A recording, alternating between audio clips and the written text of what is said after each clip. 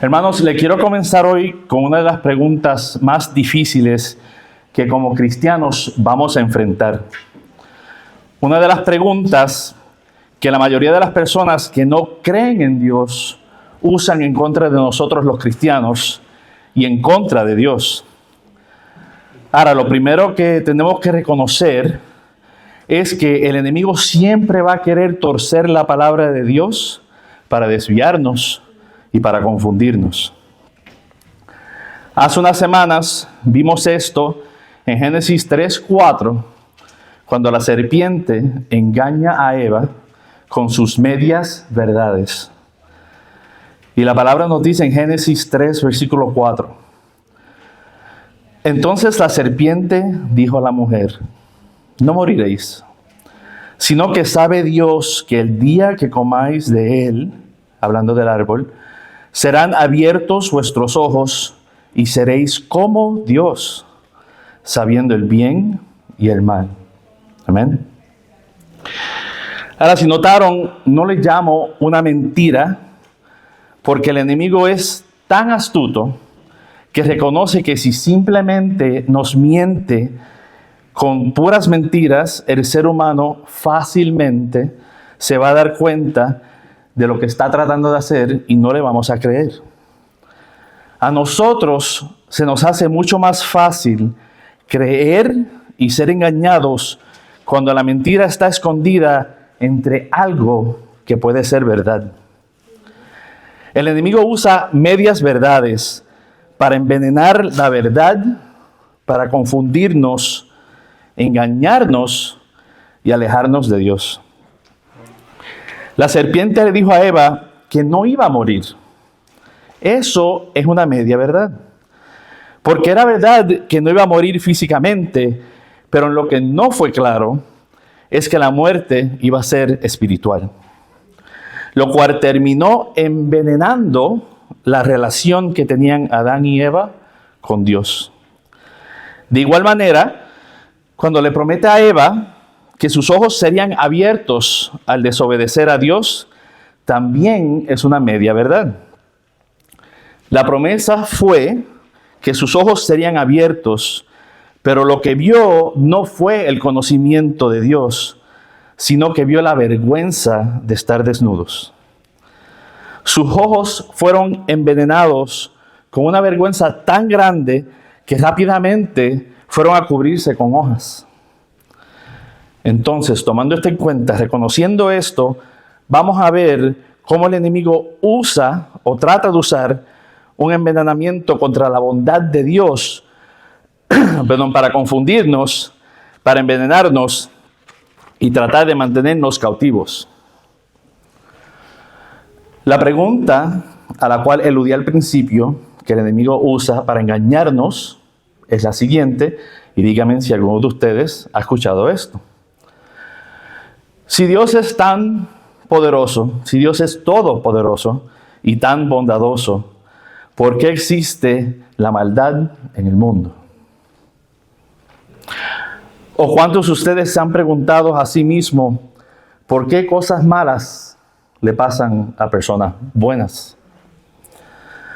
O si lo queremos hacer un poco más personal, ¿por qué cosas malas me pasan a mí?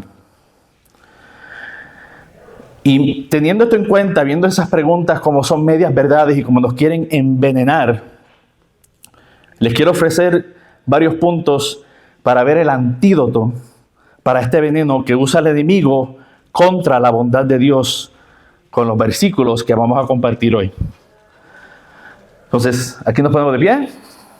Buscamos Primera de Pedro, capítulo 4 en sus Biblias, versículo 12. No vamos a estar de pie mucho tiempo, así que aprovechen. Cuando lo tengan, digan amén. Amén. Amén. Primera de Pedro, capítulo 4, versículo 12 al 13, dice lo siguiente. Amados, no se sorprendan por el fuego que arde entre ustedes para ponerlos a prueba, como si les aconteciera cosa extraña. Antes bien, gócense a medida que participan de las aflicciones de Cristo, para que también en la revelación de su gloria se gocen con su regocijo. Dios bendiga su palabra. Se puede sentar. Hoy estamos cortos de versos, solamente son 2. Pero vamos a tomar cada uno de estos versos, parte a parte, y vamos a desglosarlos por completo para entender qué realmente Pedro nos está tratando de decir aquí.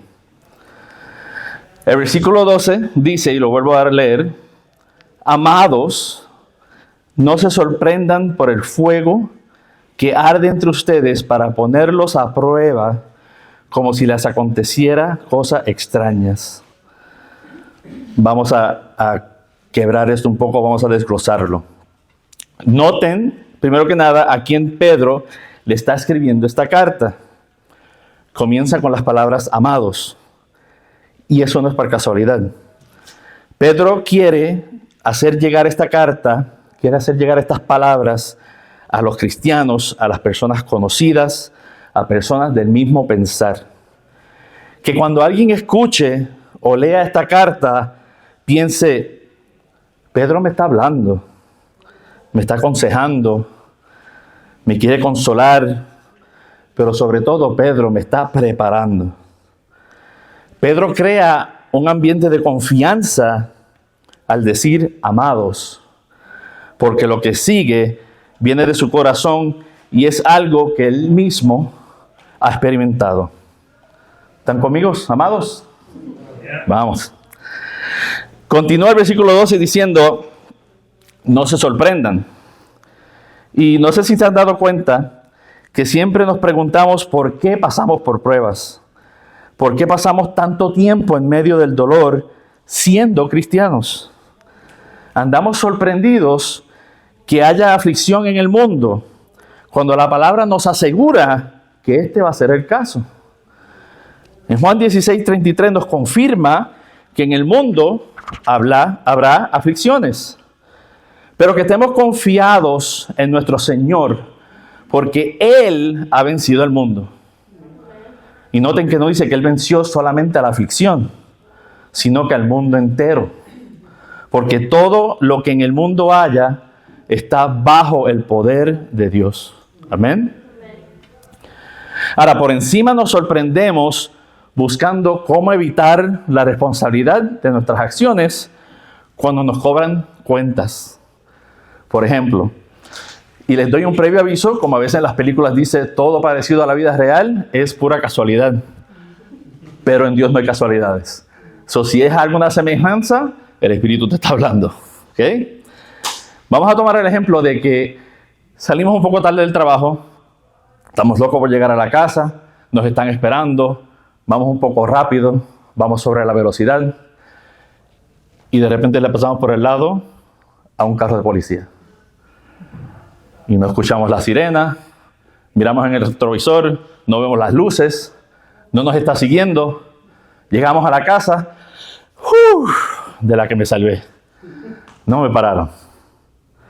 Pero ¿cuántos de nosotros, ya llegando a la casa, nos sentimos ese remordimiento por dentro que nos hace salir corriendo a la estación de policía y entregarnos?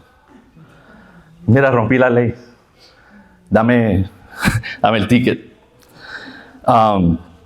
Yo alzaría la mano, pero yo no soy uno de esos. Soy culpable también. Pero vamos a ver ese mismo ejemplo un poco diferente.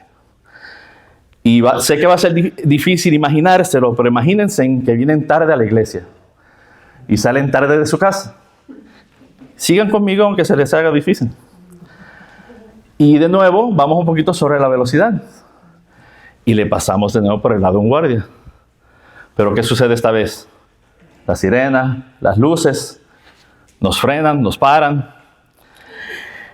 Y lo primero que hacemos es querer negociar con Dios. Y hasta compartir la culpa con Él un poco. En lo que esperamos que el guardia salga. Ay Dios, si me libras de esta, no lo vuelvo a hacer. Me levanto más temprano, cambio mi vida, pero sácame de esta una sola vez. Y cuando llega el guardia, nos da el ticket y no nos zafamos, le cobramos cuenta a Dios. Yendo a la iglesia, Señor, para servirte, para escuchar tu palabra y no me libré ni de una.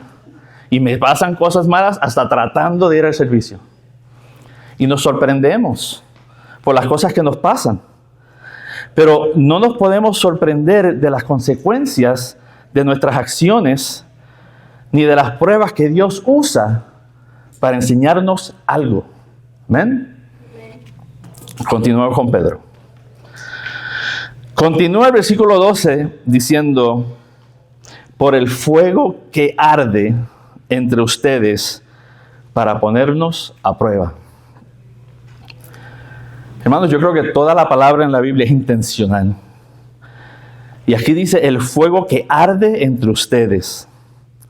Esa descripción es con el propósito de hacernos sentir intensidad. No lo describe como una simple llama de fuego. No lo hace sentir acogedor llamándolo una fogata.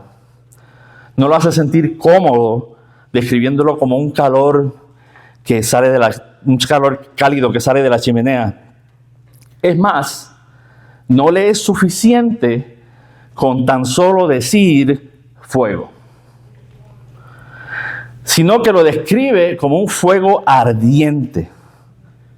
Las palabras aquí son para querer sentirse incómodo, como que te quema la piel y te deja en carne viva. ¿Me explico?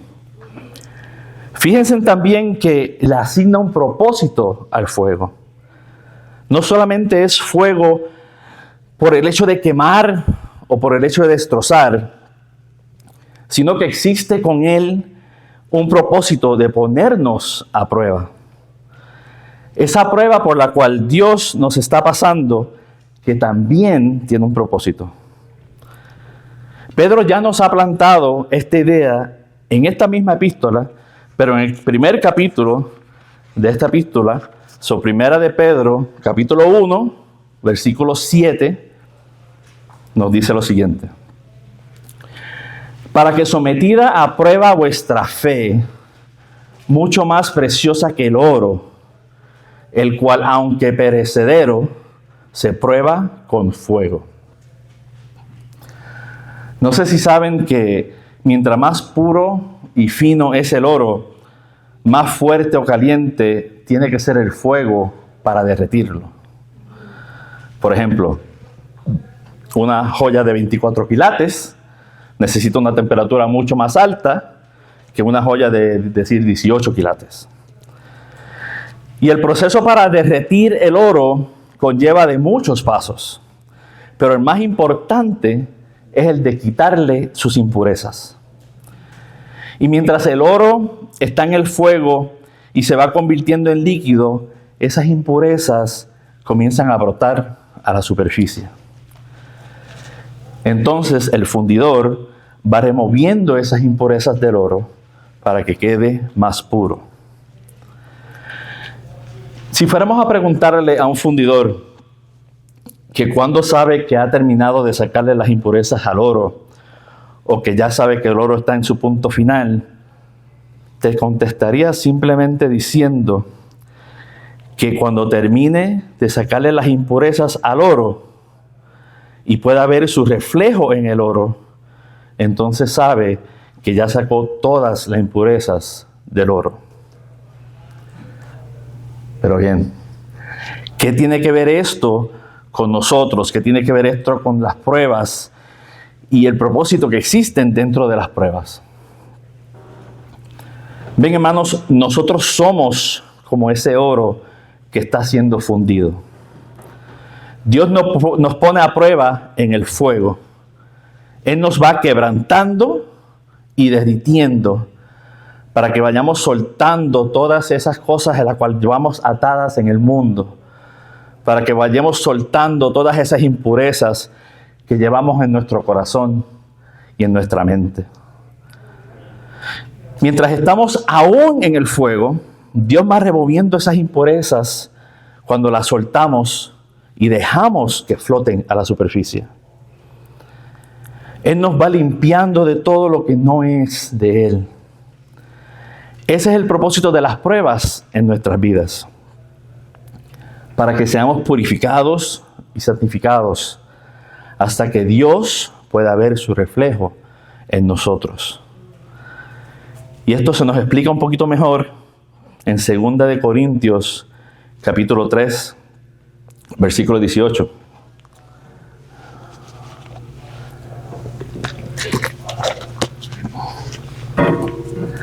Que dice: por tanto, nosotros todos, mirando a cara descubierta, como en un espejo, la gloria del Señor, somos transformados de gloria en gloria, en la misma imagen como por el Espíritu del Señor.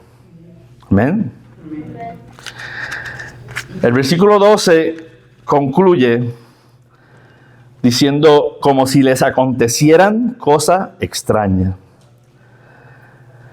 Nos sorprendemos cuando pasamos por pruebas como si estuviesen fuera de lugar, como si fueran algo extraño, que no se supone que no sea parte de nuestra vida cristiana. Pero en la vida, como les dije, no suceden cosas por casualidad. Así que esa prueba que estás pasando hoy día tiene un propósito. En vez de sorprendernos, debemos de estar preparados, esperando la prueba. ¿Y cuántos de aquí han pasado por prueba, están pasando por prueba? Y yo debo alzar las dos manos, pero ahí le vamos. A los que no alzaron la mano, lo hablamos después. Pero como en la vida no pasan cosas por casualidad, en vez de sorprendernos, vamos a prepararnos. Vamos a prepararnos para estar listos para esa prueba. Vamos a fortalecer nuestra relación con Dios para que cuando nos llegue la prueba, Él nos ayude a través de ella y revele su propósito en nosotros. Ahora, para nosotros que hemos pasado por pruebas, sabemos que es cuando más buscamos de Dios y cuando más nos acercamos y necesitamos de Él. Y como dije, para aquellos de nosotros que no hemos pasado por prueba aún o no la estamos pasando en el momento, preparémonos para que no seamos sorprendidos cuando la prueba llegue, porque les aseguro que van a llegar pruebas. Y no hay prueba que pasemos en esta vida que no sea voluntad de Dios y que no se use para su gloria. El problema es que aunque somos salvos, aunque somos hijos de Dios, no siempre vemos las pruebas de esta manera. Las pruebas siempre nos toman por sorpresa, aunque sabemos que estamos asegurados que en el mundo vamos a sufrir aflicciones. Y creo que eso se debe a dos cosas en específica. Creo que como cristianos, uno de los errores que cometemos mientras estamos pasando por pruebas es el pedirle a Dios que nos quite la prueba de encima. Es un error que cometemos basado en dos problemas en nuestra forma de pensar. Le pedimos a Dios que nos alivie la prueba porque ya tenemos bastante encima para añadirle otra cosa más al día. O sea, ya no podemos más. El pagaré de la casa lo llevamos atrasado. El carro se descompuso. Estamos súper ocupados en el trabajo que no nos da el día a día abasto. Los niños están revueltos, metiéndose en problemas. El vecino se pasa murmurando de mi vida. Y el amigo que tanto quería me acaba de traicionar. ¿Qué más, Dios? ¿Qué más voy a poder superar? Y ahí está la primera forma de pensar equivocada. Hermanos, esto no se trata de cuántas pruebas nosotros podemos superar. Se trata de reconocer nuestras debilidades y recurrir al Señor. Se trata de depender de Él, porque con Él podemos superar las pruebas. Las pruebas no están para fortalecer tu independencia o tu propia fuerza. Las pruebas están para refinar tu fe. En nuestra debilidad es Dios quien es fuerte. Y estoy seguro que todos reconocen Filipenses 4, versículo 13, que dice: todo lo puedo en Cristo, quien me fortalece. De hecho, en Puerto Rico hay un decir que dice, envíame más Dios si más me merezco. Y gracias a Dios que es solamente un decir, porque si nos envía todo lo que nos merecemos, nos va mucho, mucho peor. Y aunque suene un poco cómico o fuera de lugar el decir, en su base está el entender y el conocimiento de una fe firme y cementada. Porque estamos exclamando que teniendo a Cristo en nuestras vidas, no importa qué más nos enfrentemos en nuestras vidas, vamos a poder sobrepasarlo si estamos con Dios. Amén. Ahora, le dije que eran dos formas de pensar. La segunda forma de pensar equivocada es que el enfoque de nuestra oración es que Dios nos remueva de la prueba o remueva la prueba de nosotros. Sin embargo, las pruebas que pasamos no son una carrera, a ver quién termina primero o quién sale de las pruebas primero. Las pruebas no deben ser algo que estemos ansiosos por salir de ellas. Las pruebas van a lograr un vínculo entre tú y Dios. Y es por eso que nuestra oración debe ser pedirle a Dios que nos cambie a nosotros durante la prueba para poder superarla. Como mencioné antes, pedirle a Dios que use esta prueba para sacar nuestras impurezas y llevarnos más cerca a poder reflejar su imagen en nosotros. Ahora, esto me acordó mucho a una analogía que me dijeron una vez. La analogía se trata de una papa, un huevo y café molido. En la analogía se ponen 3 ollas separadas a hervir con agua en una estufa. El fuego de la estufa calienta las ollas y el agua y por ende comienza a hervir. Estas ollas y esta agua hirviendo van a representar las pruebas que pasamos día a día. Una vez el agua está hirviendo en la olla, se pone en una olla la papa, en otra el huevo y en la tercera el café molido. Y luego en unos 10 o 15 minutos se empiezan a remover las cosas. ¿Me siguen? Vamos. Empezamos por la papa.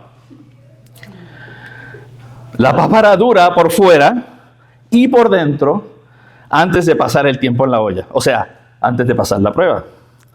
Al terminar la prueba, la papa termina blanda por fuera y por dentro. Y a veces esto refleja una etapa en nuestra vida cristiana. Venimos a la iglesia como piedras, solamente calentamos un asiento y por más que se predique la palabra, no dejamos que nos profundice y nos traspase nuestro duro exterior.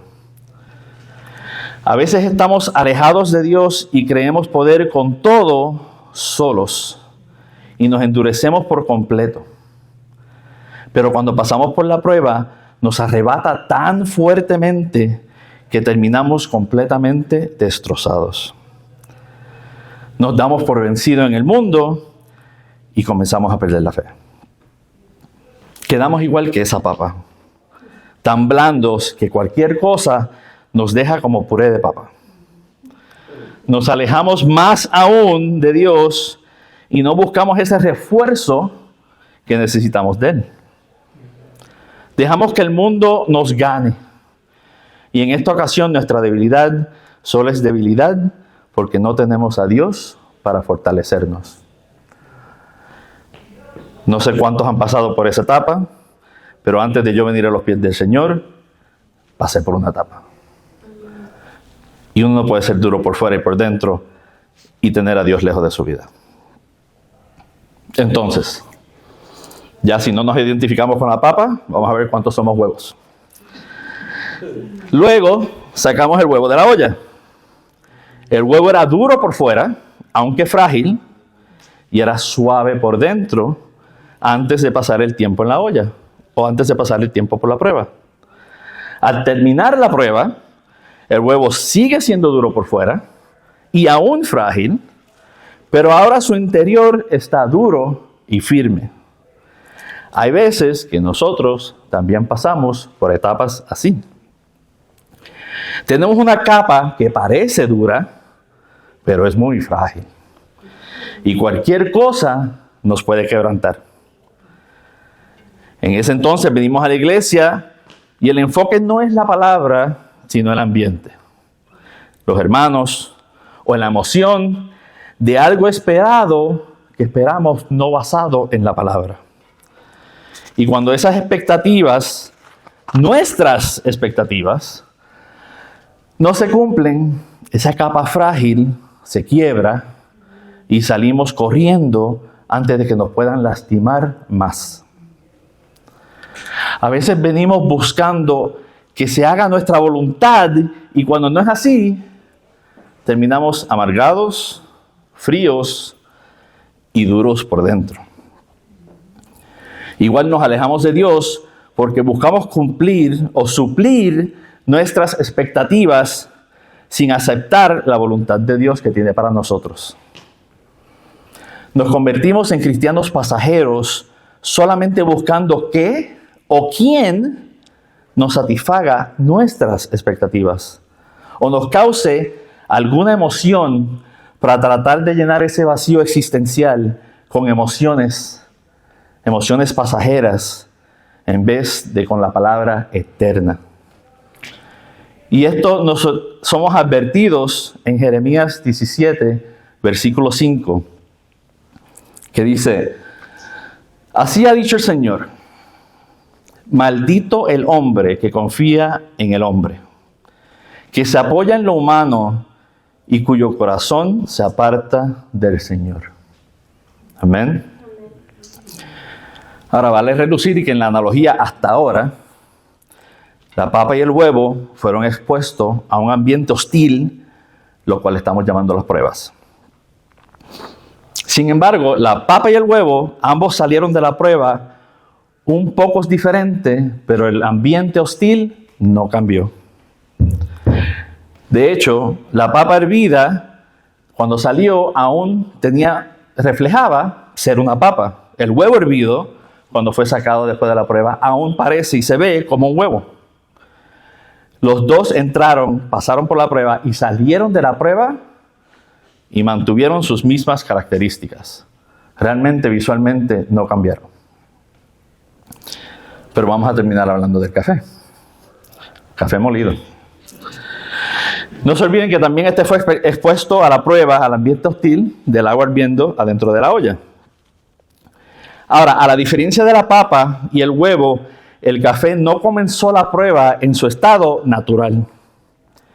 El café fue molido. El café fue quebrantado en 1000 pedazos antes de que lo echaran al agua hirviendo. Y esto es clave porque nosotros tenemos que ser vulnerables cuando venimos al Señor. Tenemos que dejar que el Señor nos quebrante para poder ser vueltos o renovados en criaturas nuevas. Cuando intentamos sacar el café molido del agua hirviendo, nos encontramos con un problema. El café molido ya no está. El café molido no enfrentó a la prueba con la mentalidad de querer salir igual de como entró. El café molido dejó ser cambiado durante la prueba y el resultado no fue que solamente el café molido cambió, sino que el ambiente hostil a su alrededor también cambió. Al final de cuentas, el producto final terminó siendo algo mejor que como cada cosa comenzó. Lo que era agua y granos terminó siendo café. ¿Y qué mejor que una buena taza de café? ¿No? Ahora, cada vez que se vayan a tomar una taza de café, pueden pensar en todo lo que tuvo que pasar ese grano de café para que tú puedas tomar esa bebida. El punto es que el producto de la prueba es el cambio. Esa debe ser la razón por la cual venimos a la iglesia.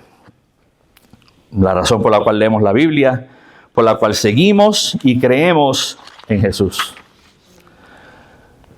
Tenemos que querer vernos diferentes, tenemos que querer ser diferentes, querer ser cambiados, querer reflejar más a Dios cada día. Querer ser ese producto final mejor de cómo comenzamos. Tenemos que reconocer que aunque pasemos por las pruebas y dolor, tenemos a un Dios que camina con nosotros. Y Él está con nosotros a través de las pruebas. Y hermanos, si pensamos que es difícil sobrepasar las pruebas y el dolor con Dios a nuestro lado, imagínense en cuán más difícil sería pasarlas sin Dios a nuestros lados. Amén. Bueno, vamos por la mitad. Ya que vimos lo que Pedro nos dice que no debemos hacer, veamos lo que nos dice que sí debemos hacer en el versículo 13. Y lo vuelvo a leer. El versículo 13 nos dice: antes bien, gócense a medida que participan de las aflicciones de Cristo, para que también en la revelación de su gloria se gocen con su regocijo. De nuevo vamos a desglosar el versículo. Comienza el versículo diciendo: antes bien, gócense. Antes. ¿Antes de qué? Pues antes de ser sorprendidos por la prueba. Antes de pensar que porque creemos en Cristo, todo debe ser color de rosa. Antes de todo lo que acabamos de hablar. Antes de ver lo malo. Antes de quejarte. Antes de dudar. Antes de culpar a otra persona. Antes de darte por vencido a la prueba. Antes de todo eso, gócense. Gócense. Se nos hace difícil gozarnos sobrepasando la prueba. Y Pedro nos dice aquí que nos gocemos antes y durante las aflicciones. El versículo continúa diciendo: a medida que participan de las aflicciones de Cristo. Y a cualquiera se le puede hacer un poco difícil de entender o que no le haga sentido, porque la mente humana, la naturaleza humana y el mundo al cual nos enfrentamos no piensa así. Nosotros mismos muchas veces no pensamos así. Y seguramente podemos pensar que para nosotros es diferente. Que la prueba que estamos pasando nosotros no se compara con lo que Pedro pudo haber estado hablando aquí. Lo de nosotros es mucho peor. Nuestra prueba pesa más que cualquier otra cosa. Porque a veces nos enfrentamos a las pruebas en las cuales nosotros no hicimos nada para merecerla. Y lo que pasa es que las pruebas surgen de muchas diferentes formas. A veces son un ataque del enemigo. A veces son una guerra espiritual. A veces son consecuencias de desobediencia ajena. Una persona ajena hizo algo malo y la prueba te cae a ti. A veces somos probados sin haber hecho nada malo. Y el problema con este pensar es que vemos la prueba como un tipo de castigo, cuando en realidad la prueba es solamente el camino a la bendición. En mi pensar hay dos cosas que nos pueden ayudar a tener un mejor entendimiento de por qué Pedro nos dice que nos gocemos. En realidad, sin estas dos cosas creo que es casi imposible realmente experimentar el gozo del cual Pedro nos está hablando. Y primeramente quiero hablar sobre el preguntar ¿por qué? Y no estoy hablando del por qué que usualmente usamos para quejarnos o hacernos sentir como víctimas de las cosas que pasamos en nuestras vidas. Estoy hablando del preguntar por qué, o ese por qué que se pregunta por querer tener conocimiento, por querer ganar entendimiento y sobre todo por querer tener crecimiento. Ese preguntar por qué, que te sientes en libertad de preguntar, porque tienes una relación estrecha con tu Padre Todopoderoso. Y el mismo Jesús exclamó esto en la cruz a su Padre. Lo vemos en Marcos 15, versículo 34. Y el versículo 34 dice: y a las 3 de la tarde, Jesús exclamó a gran voz, diciendo: Eloí, Eloí, lama sabactani, que traducido es: Dios mío, ¿por qué me has desamparado? Y hermanos, si Jesús pudo hacer estas preguntas de por qué en la cruz, estamos en buena compañía para poder preguntar por qué nosotros. Y de eso se trata. Somos hijos de Dios y tenemos un acceso, una relación íntima con Dios. El velo se rasgó cuando Jesús fue crucificado en la cruz. ¿Y cuántos de nosotros tomamos provecho de eso? ¿Cuántos oramos reconociendo que tenemos una conexión directa con nuestro Padre? Una conexión directa con Dios. Así que pregunta por qué. Más que tan solo preguntar, realmente ora y pide entendimiento. Y más importante que nada, espera que Dios te responda. Y seguramente te va a llenar de gozo cuando veas que Él a ti tampoco te desamparó. Cuando reconocemos que en medio de nuestro lamento encontramos la presencia del Señor, que está ahí contigo, y al final todo obra para bien. Amén. Ahora, lo segundo que creo que es crucial para poder ver el gozo del cual Pedro nos está hablando aquí es el sufrimiento. Y me explico, porque puede sonar contradictorio, que necesites el sufrimiento para lograr el gozo. Pedro nos dice que no nos sorprendamos cuando seamos probados con fuego. Pero lo que no dice es que no puedes sufrir el duelo de lo que estás pasando. Creo que las pruebas más difíciles que enfrentamos en nuestras vidas es cuando un ser querido fallece. Y claro está que creemos que siendo ellos salvos, van con el Señor y van a estar en su presencia. Y en Filipenses nos dice claramente que hasta morir es ganancia en Cristo. Sin embargo, en ningún lugar nos dice que no debemos sufrir el duelo. De hecho, creo que no sufrir el duelo lo hace más difícil, si no imposible, para poder sobrepasar una prueba tan fuerte como eso. No podemos querer evitar el duelo para evitar el sufrimiento. Lo tenemos que sentir. Tenemos que sufrirlo en lo más profundo. Lo tenemos que llorar. El mismo Jesús lloró. Y de esto estoy seguro porque cuando daba clases de Biblia a los niños, una de las preguntas que siempre le hacía es: ¿quién sabe el versículo más corto de la Biblia? Jesús lloró. Juan 11:35 dice: Jesús lloró.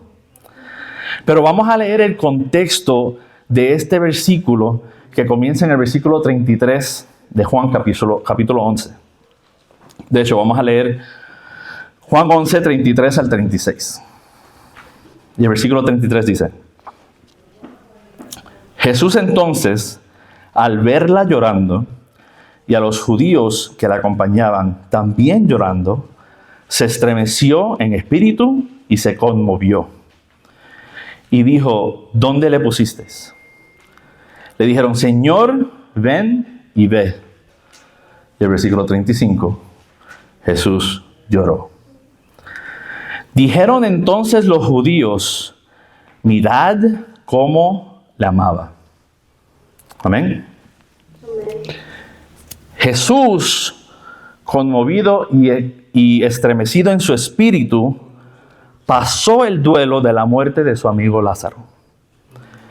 No está mal sufrir por una prueba difícil. De hecho, le da importancia a lo que perdiste.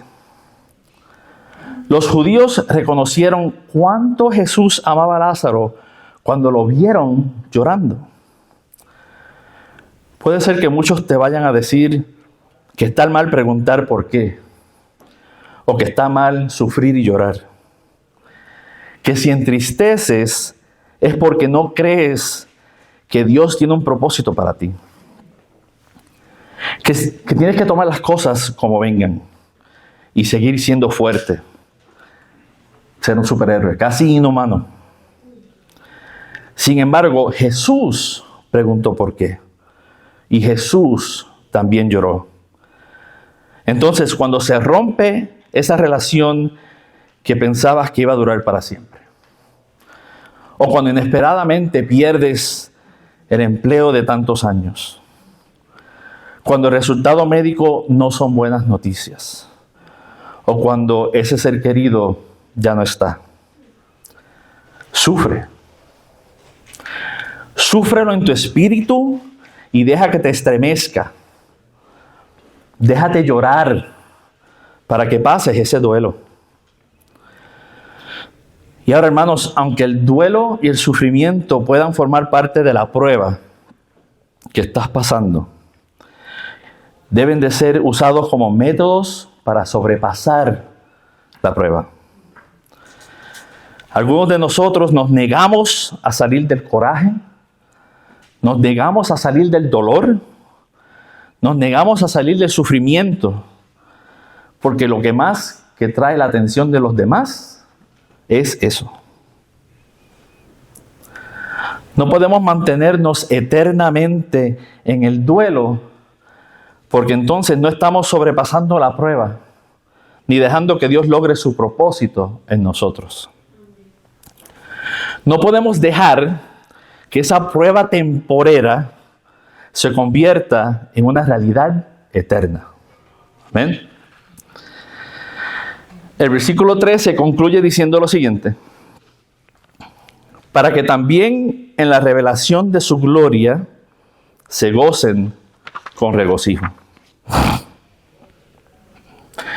Pedro no solamente nos dice que nos gocemos en la prueba, sino que también en la revelación de su gloria. Veamos qué significa esto y cómo podemos lograr esto. Acabamos de decir que sobrepasar el duelo no podemos dejar que nuestra prueba temporera se convierta en una realidad eterna. Primero que nada, ¿cómo sabemos que la prueba es temporera? Vamos a la palabra. Segunda de Corintios, capítulo 4, versículos 17 al 18. Dice lo siguiente: porque esta leve tribulación momentánea produce en nosotros un cada vez más excelente y eterno peso de gloria. No mirando nosotros las cosas que se ven, sino las que no se ven. Pues las cosas que se ven son temporales, pero las que no se ven son eternas. Amén. Entonces vamos a tomar lo que acabamos de decir e invertirlo para poder gozarnos de la revelación de Cristo. Pero ¿cómo lo invertimos? Pues en vez de aplicar la prueba temporera a una eternidad, en vez de mantenernos en ese duelo, en vez de quedarnos en la negación sin querer salir de esa etapa de nuestras vidas, vamos a tomar la realidad eterna de la palabra y la verdad de la promesa de Dios y vamos a aplicar eso, esa realidad eterna, vamos a aplicársela a nuestra prueba temporera, a nuestra prueba leve y momentánea. Así, hermanos, vamos a poder gozarnos en la revelación de su gloria. Amén. La revelación de su gloria, de la cual nos gozamos, se refleja en nuestra forma de adorar al Señor. Y no estoy hablando solamente de adorarle en cánticos, sino también adorarle por completo en nuestra forma de vivir. Poder tener la capacidad de reconocer que solamente podemos pasar esas pruebas porque tenemos a Dios en nuestras vidas. Y el problema es que aunque cuando más nos acercamos a Dios es cuando estamos en la prueba, es también de igual manera cuando sobrepasamos esa prueba, cuando más nos alejamos de Él. Cuando esa aflicción ya no forma parte de nuestro día a día, regresamos al mundo, regresamos a la carne y hasta olvidamos quién realmente nos ayudó a sobrepasar esa aflicción.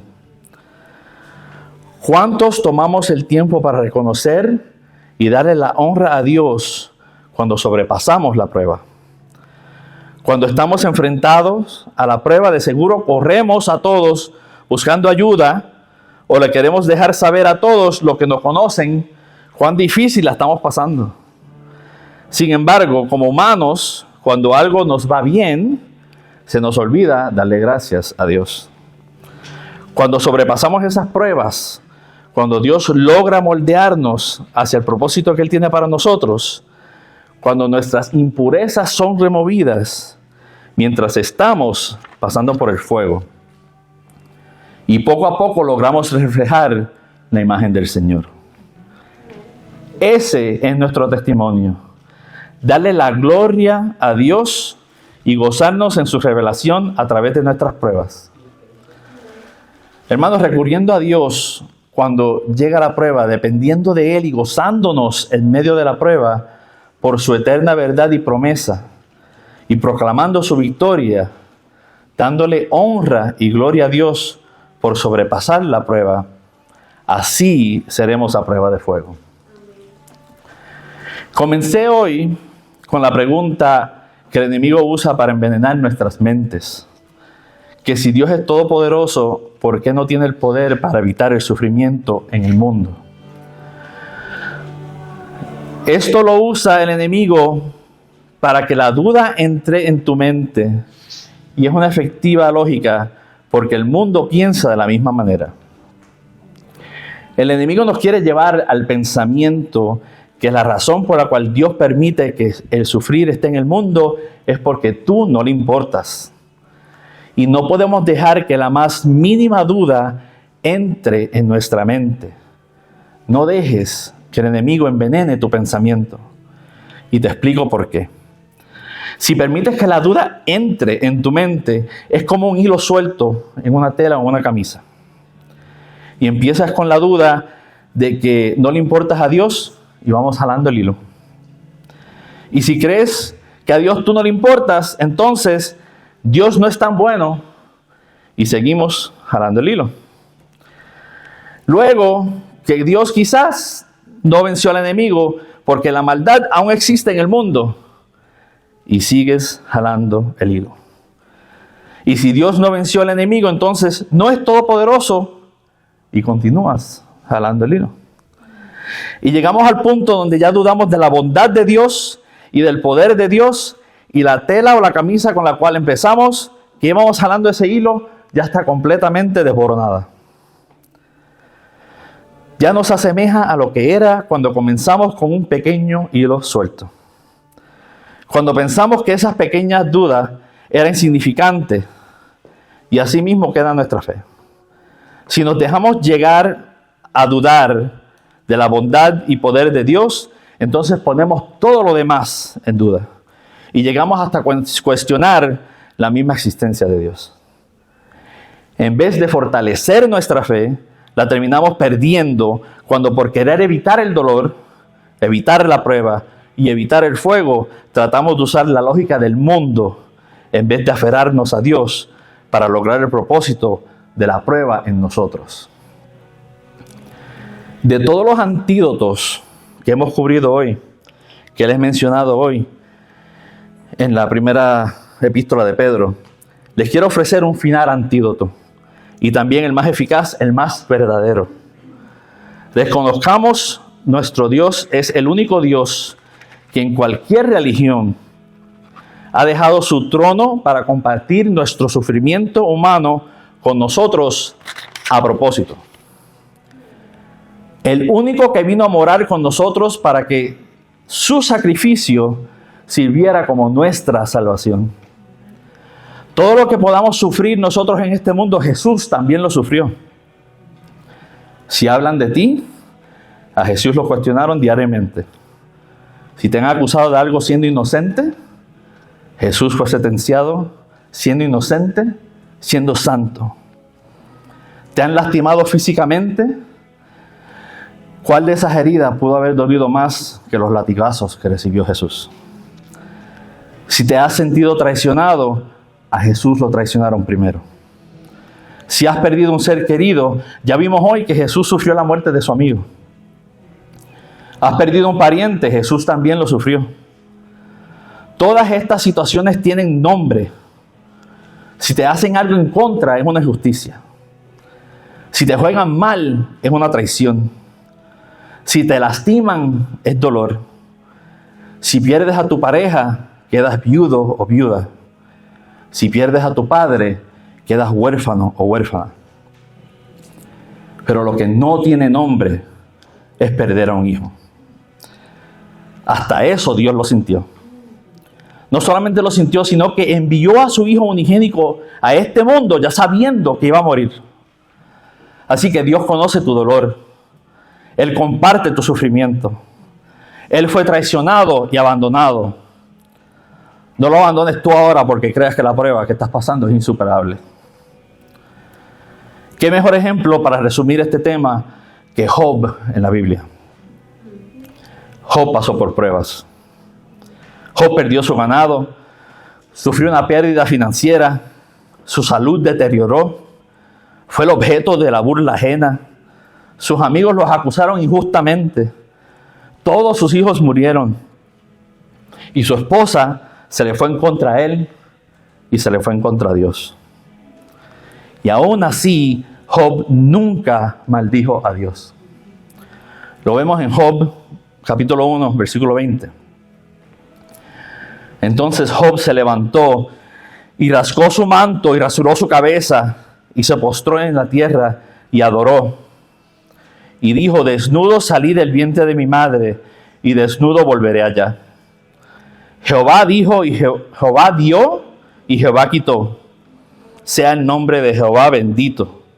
En todo esto no pecó Job ni atribuyó a Dios despropósito alguno. Job pasó por pruebas y las sufrió de tal manera que terminó en el piso, pero no se quedó ahí. Lo primero que nos dice el versículo 20 es que se levantó.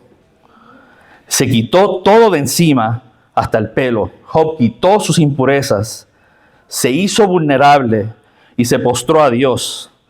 Y encima de todo esto, lo que brotó de sus labios fue bendecir el nombre bendito de Jehová.